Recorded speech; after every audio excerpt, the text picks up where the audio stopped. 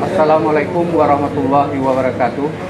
Nama saya Abdul Kecik dari Kampung Pantau Makmur, Kecamatan Tungsabi, Kabupaten Aceh Jaya. Warga kami yang mana pada hari ini telah mencapai 99% untuk vaksinasi tahap pertama.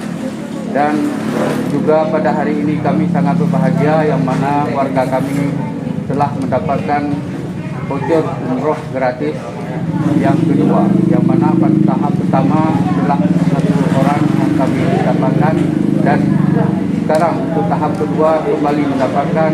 Ini berkat dari kerjasama kami dengan aparatur kampung dan juga jajaran dari Polres dan Polsek Kecamatan Tungsabi, di mana dalam pencapaian ini kami telah berusaha untuk bagaimana untuk menjelaskan kepada masyarakat, mensosialisasikan untuk vaksinasi bahwa sangat dibutuhkan dan sangat baik untuk masyarakat untuk menjaga ke depannya.